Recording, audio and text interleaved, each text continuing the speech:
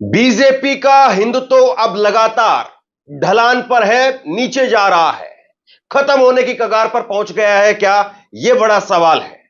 और इसका सबसे बड़ा उदाहरण आज देखने को मिला जब गायक कन्हैयालाल मित्तल वो कांग्रेस में शामिल होने की खबर सामने आई। उन्होंने खुद से एक वीडियो जारी की है कन्हैयालाल मित्तल ने, और वो उन्होंने कहा है कि मैं अब सनातन की सेवा करने के लिए कांग्रेस में शामिल होना चाहता हूं। कन्हैयालाल मित्तल ये बताने की आवश्यकता नहीं है कि ये वही गायक हैं जिन्होंने गाना गाया था, जो राम को लाए हैं हम उनको लाएंगे। और इस गाने के गायक कन्हैयालाल मित्तल, जो कि लगातार योगी आदित्यनाथ के लिए गाना गाते रहे, भाजपा के लिए गाना गाते रहे, भाजपा को सपोर्ट करते रहे, लगातार बड़े नेताओं के साथ में मेल मुलाकात होती रही। अब यही कन्हैयालाल मित्तल वो शामिल हो रहे हैं कांग्रेस के अंदर। बड़ी बात यह है कि जो हिंदुत्व के नाम पर, सनातन के नाम पर बीजेपी अपना झंडा बुलंद करती थी, आज वही बीजेपी अब ढलान पर है। कन्हैयालाल मित्तल वो कांग्रेस के अंदर शामिल हो रहे हैं, क्या कह रहे हैं सुनते हैं। जय श्री राम, जय श्री बालाजी, जय माता की। अभी हम हैं मेहंदीपुर बालाजी में। आज रात को यहाँ कीर्तन है श्री राम आश्रम में। आप सभी सादर आमंत्रित हैं शाम को 7 बजे से। आज सुबह हमारे एक मित्र का फ़ोन आया और मैंने उनसे मन की बात कही कि मैं हो सकता है कांग्रेस ज्वाइन करूं, क्योंकि मुझे लगता है कि सनातन की बात करने वाला एक ही दल ना हो, हर दल से सनातन की बात हो, हर किसी की मदद करने के लिए हर दल से बात हो। और इसीलिए मन में इच्छा हुई कि हम कांग्रेस ज्वाइन करें। और भाजपा से हमारा कोई ऐसा मतभेद या मनभेद नहीं है। कुछ लोग कह रहे हैं टिकट नहीं मिला पंचकुला से तो इसलिए कांग्रेस ज्वाइन कर रहे हैं, ऐसा कुछ भी नहीं है। और टिकट अगर चाहिए होती तो मैं कुछ लोगों से बात करता और ले आता, कोई बड़ी बात नहीं है टिकट मेरे लिए। लेकिन मेरा विचार जो है, मेरी मित्रता है सबसे।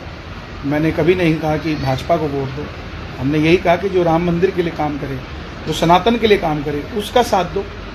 और उसके लिए अगर हमें कहीं पर भी बैठ के हम उस काम को कर सकते हैं।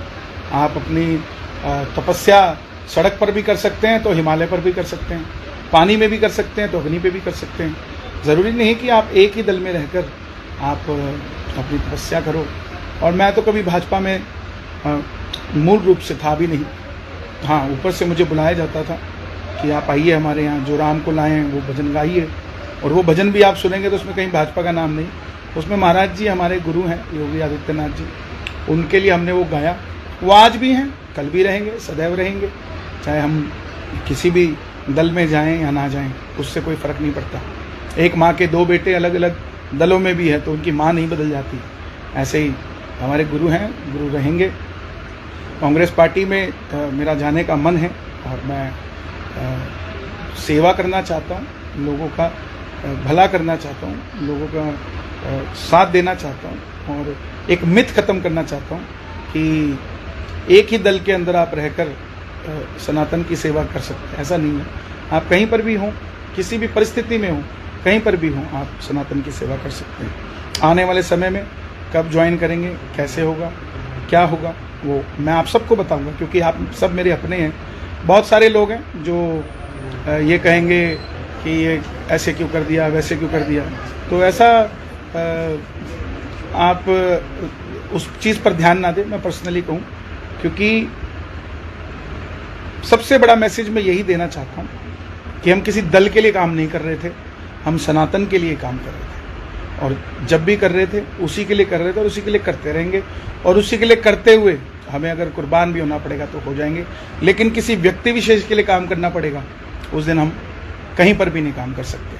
हम जिस काम के लिए कर रहे हैं, अपने श्याम बाबा के लिए, अपने बालाजी के लिए, अपने सनातन के लिए, अगर हमें बल मिलेगा तो वो बल सनातनियों के हक के लिए, उनके साथ देने के लिए काम किया जाएगा। बहुत बहुत धन्यवाद। क्योंकि आप सब मीडिया देख रहे हैं, नेशनल न्यूज़ पर सब खबरें चल रही हैं, तो आप सब मेरे जो फॉलोअर्स हैं, जो मुझे चाहते हैं, प्यार करते हैं, जो मुझे छोटा भाई मानते हैं, आप सब तक मेरी बात पर्सनली पहुंचना बहुत ज़रूरी थी। तो बस इतनी सी बात है। और हमारा जो मूल रूप से कार्य है लोगों को जोड़ना भजनों से, वो चलता रहेगा, निरंतर चलता रहेगा, उसमें कोई भी संदेह नहीं, अविरल चलता रहेगा। तो बस इतनी सी बात है। और ये ज़रूरी नहीं है, बबलू जी लिख रहे हैं कांग्रेस में भी सनातन को मानने वाले, सनातन को आगे बढ़ाने वाले लोग होने चाहिए। बिल्कुल यही बात है और कोई बात नहीं, क्योंकि मैं देख रहा था कि चाहे वो सनातनी कांग्रेस में भी है तो उसको अलग सी नज़र से देखा जाता है। ये क्या बात है? हम अपने एक तरफ तो राष्ट्रहित की बात करते हैं और सनातन की बात करते हैं, और वहीं हम, जैसे अगला कहता है कि मैं, ये कमल जी पूछ रहे हैं कांग्रेस ने सनातन के लिए क्या किया, तो आप आगे भी नहीं चाहते कि कुछ करें? ये भी मेरा सवाल है। अगर चलो आपकी बात करता हूँ, क्योंकि मैं किसी को डिफेंड करने के लिए कांग्रेस ज्वाइन नहीं करूँगा, मैं ज्वाइन करूँगा तो सिर्फ अपने पक्ष की बात, अपने सनातन की बात रखने के लिए।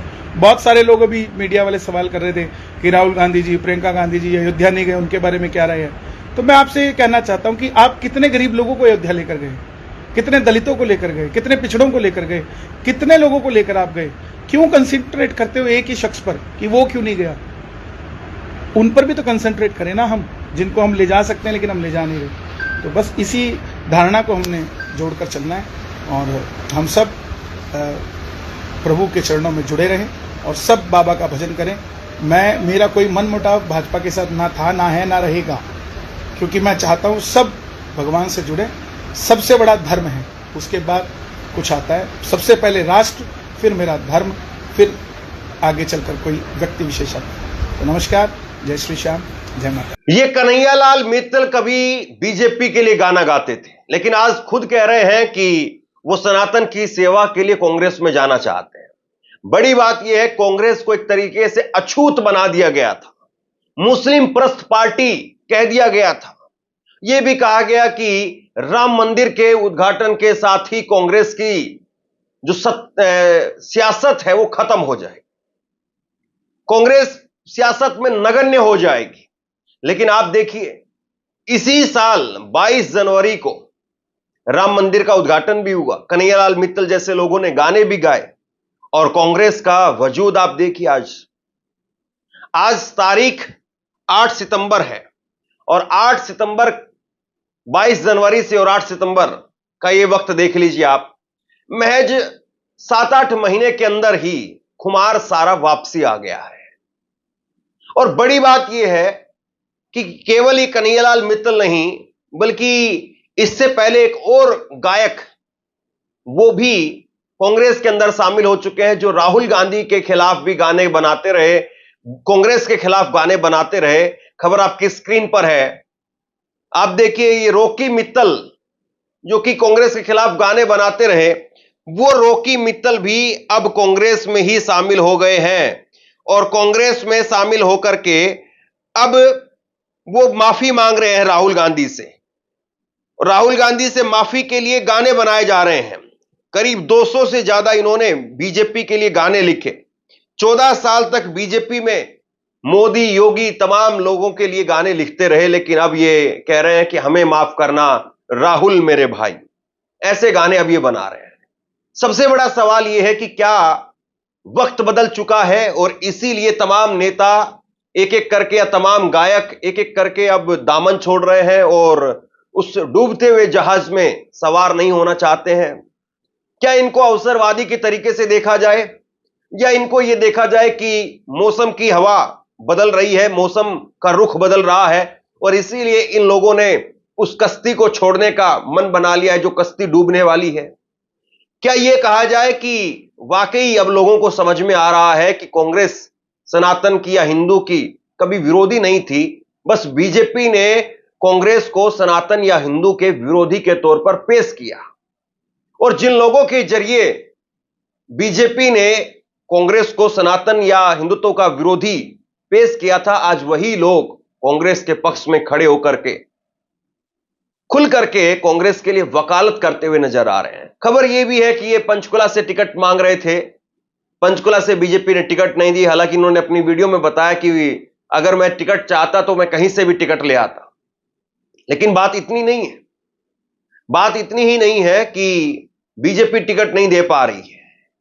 सवाल यह है कि अब बीजेपी जो अब हाशिए पर है, क्या वो अब एक एक करके दरकते हुए इन तमाम लोगों को रोक पाएगी, या इन लोगों का एक एक करके दरकना यह बताता है कि बीजेपी का पहाड़ अब खत्म हो रहा है और ढहने की कगार पर है। बहरहाल कन्हैयालाल मित्तल कांग्रेस में शामिल हो रहे हैं। अब औपचारिकताएं महज बाकी है। बाकी इन्होंने तमाम चैनलों में इंटरव्यू दिए हैं, तमाम चैनलों में फोन पर भी बात की है और खुद से भी वीडियो के तौर पर सामने आकर के कह दिया है कि वो कांग्रेस के अंदर शामिल हो रहे हैं। कोई समस्या नहीं है, कोई गुरेज नहीं है। अब दलित आदिवासी की बात कर रहे हैं। इसको आप किस तरीके से देखते हैं, नीचे कमेंट बॉक्स में लिख करके जरूर बताइए। इस वीडियो को शेयर कीजिए, लोगों तक पहुंचाइए और इसी तरह की तमाम खबरों के लिए ऑनलाइन न्यूज इंडिया को सब्सक्राइब कीजिए। आपका बहुत बहुत धन्यवाद।